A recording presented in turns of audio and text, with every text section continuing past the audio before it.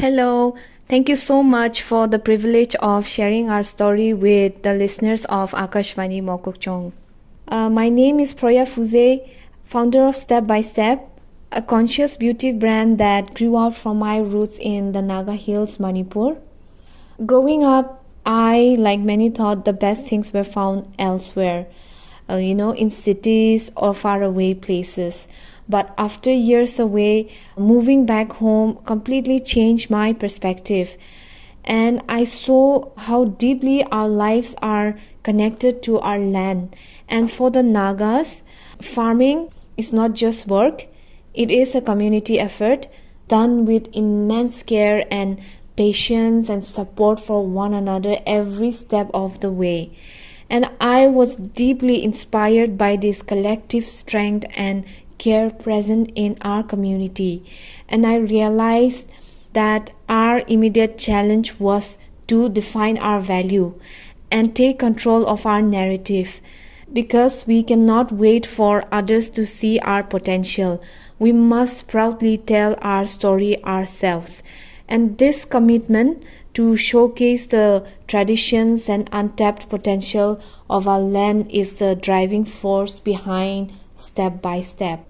And so from this vision, we created our first line, which includes a gentle cleanser and a deeply nourishing moisturizer, both designed to be safe, effective, and mindful of long-term skin health. And at the heart of it all is our indigenous black rice, sustainably sourced from our land and our people, and carrying both unmatched potency and heritage. My venture into the skincare industry truly began as a deep, abiding passion, because I've always loved the science and the ritual of great skincare. But along the way, that personal passion evolved into a deep-seated purpose, because I realized the immense value of what we have right here at home and committing to bring that to light through my brand. And I've also always admired the principle of brands celebrating their heritage. The way they beautifully weave their culture and powerful indigenous ingredients into their product line. And that made me reflect deeply, because we have so many incredible resources, powerful stories, and rich traditions right here in our own land that deserve the same global recognition. And that's what truly inspired me to found Step by Step, to create something meaningful, built with care, rooted in our land, and designed to share our unique beauty heritage with everyone. As much as we believe in showcasing our local ingredients and celebrating the richness of our region, one of our biggest challenges in building Step by Step was finding partners who could help us transform these raw materials into bioactive compounds, which means ingredients that could actually be used in skincare formulations. And that's where things became extremely difficult for us, because first, what we were attempting to do was go right back to square one, questioning how things are made, where they come from, and how they can be done differently. And second, most brands in India, even the established ones, are not doing things this way. So coming from the Northeast and challenging the status quo made it even harder. And almost everyone we reached out to rejected our idea, and their response was always the same: that's not how the industry works. But the way they said it often felt less like guidance and more like a lecture, almost as if to remind me that someone from the Northeast could not possibly build a brand. And I could sense that tone in many of those conversations, because what we were trying to do, being transparent, intentional, and rooted in our local identity, felt polarizing to them, and it did not fit into the existing framework of how things are usually done, and many were not ready to accept it. And so the challenge was as such that it was easier to source an ingredient from a different country than making this happen with an ingredient from the Northeast. So the process for us became really lengthy and exhausting, but we just kept trying and kept making hundreds of calls, writing endless emails, and reaching out to as many people as we could. And of course, there were moments when it felt incredibly exhausting and discouraging as well. But every time we felt like giving up, we would just ask ourselves, have we really reached out to everyone yet? And as long as the answer was no, we knew we had to keep going, because deep down we believed that someone out there would be ready to listen to us, to believe in what we were trying to do. So after trying for what felt like forever, we finally came across a lab. When I first spoke to them, they also found our concept a little difficult to understand. So my calls were forwarded to many of their representatives, but I just kept getting back to them, explaining everything patiently. And soon one of their representatives shared my story with their head of research. And eventually I was able to get a meeting with them. And that meeting was incredibly intimidating because I was so nervous, and also deep down I was scared if we could be rejected again. But I just poured my heart into explaining our story and what we were trying to build. And after listening carefully, they simply said, we'll do it for you. Let's start with a sample and see how it goes.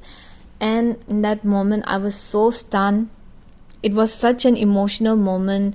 I was happy, disbelief, and so grateful all at once. Because after so many rejections, hearing a yes and guiding us to the next process of how to go about this collaboration felt so surreal. And I even told them how surprised and thankful I was, because no one else had been willing to take this on. And their reply was something I'll never forget. For us, customers come first. And those words really stayed with me, because it made me realize that this is the kind of mindset we need more of in India. Small customization, collaborations, and openness to new possibilities. And because this is how true innovation begins, and not always saying the industry works this way. So but I am hopeful this is the direction India will head towards, where curiosity is valued, ideas are heard, and people are willing to build together.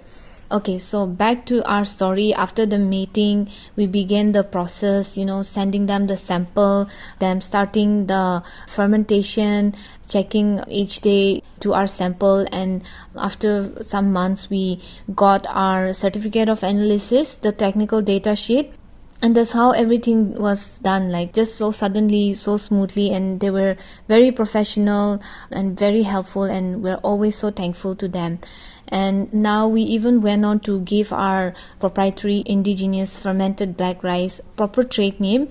We called it Ocharo in Mao dialect, which is a tiny detail but carries a very deep meaning for us, to be able to give something that we work so hard on in our own dialect. So it means a lot to us.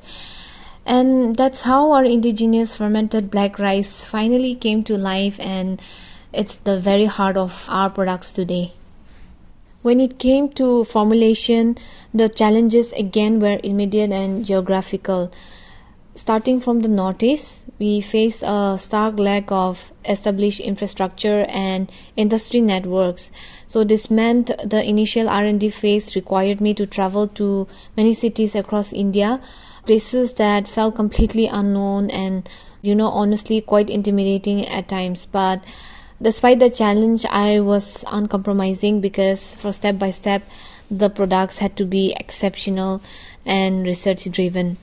So I was fully willing to invest the time and resources into proper R&D, and I took the time to understand what each decision could mean for the brand and the long-term impact it could have on our customers. So again, we quickly realized that common industry approaches were not a fit for us again, because when it comes to formulating your products, there are different ways to go about. The first is white labeling, which means using a pre-made product and simply putting on your label. And I quickly realized this offered no transparency, and if I don't fully understand what was inside, I could not confidently talk about it, and I was not willing to compromise on that. Then the second approach is you take a white label product and tweak it slightly and make it yours. But even then, the core of the product remained the same. We would not fully own it, and again, we would not know everything going into it. That option did not fit either. Then the third option is working with manufacturers who have their own R&D labs.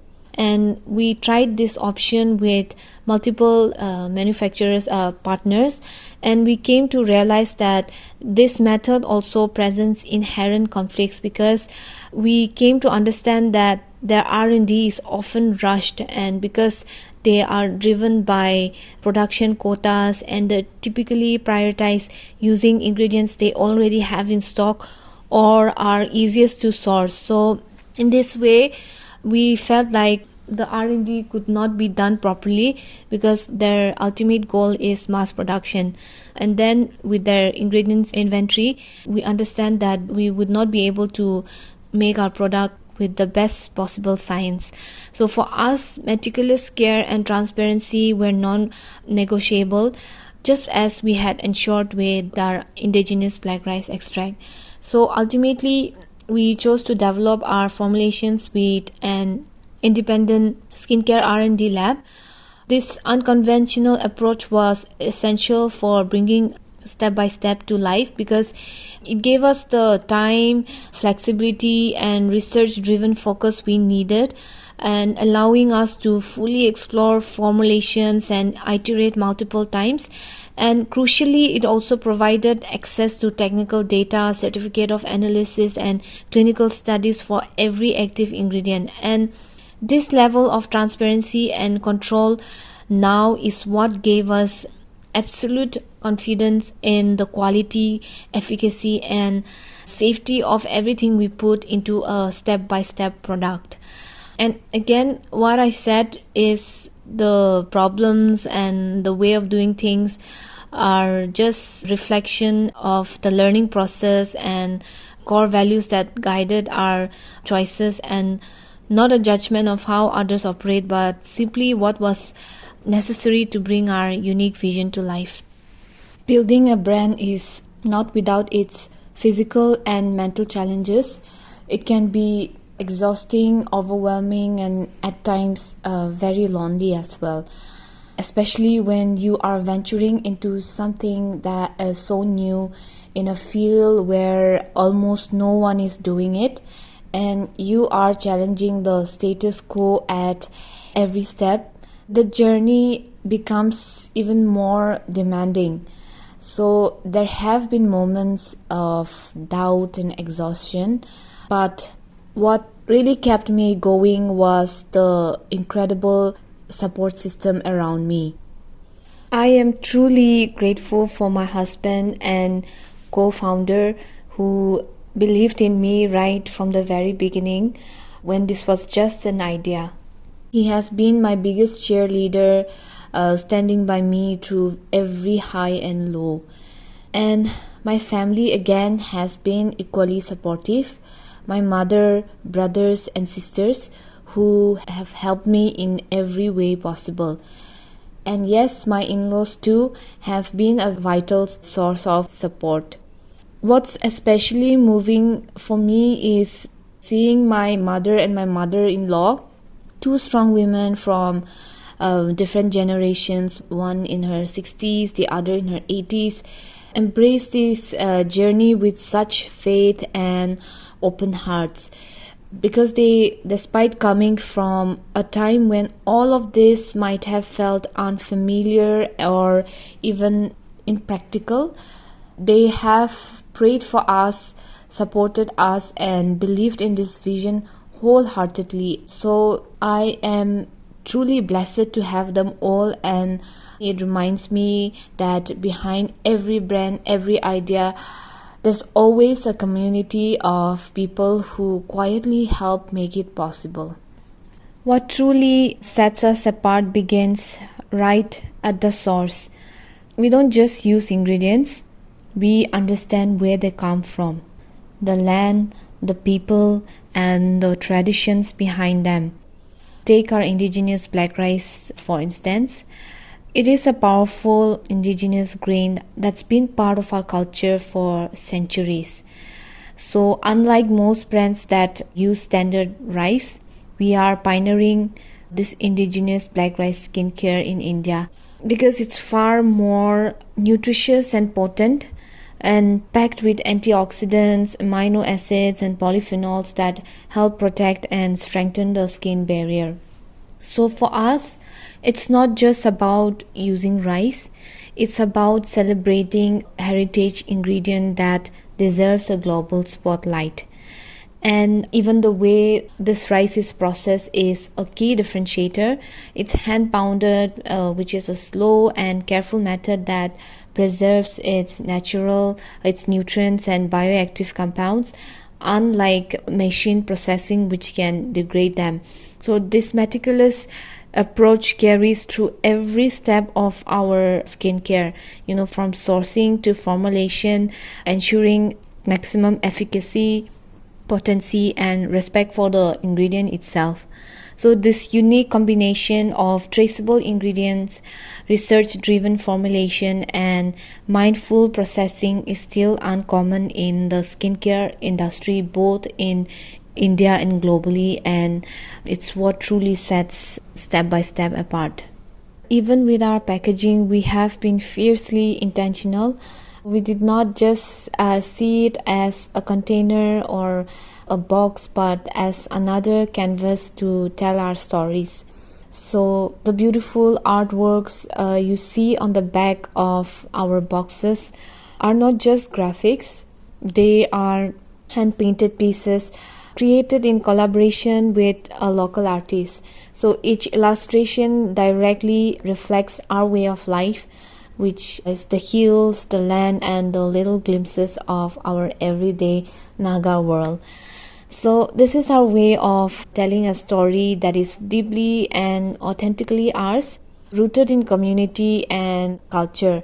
And in an age where AI-generated images can be created in seconds, we deliberately chose to elevate the hand-painting process, because just like the slow hand-pounding process for a black rice, we wanted our packaging to proudly showcase that same spirit of genuine craftsmanship and human-led creation. So what's been truly special when it comes to our packaging is how our community has connected with that. We are so delighted to see creative people turning those artworks into bookmarks and cherished keepsakes. So that kind of response means everything to us. It's the ultimate reminder that when something is done with genuine heart and attention to craft, people don't just use it, they treasure it and carry that story forward.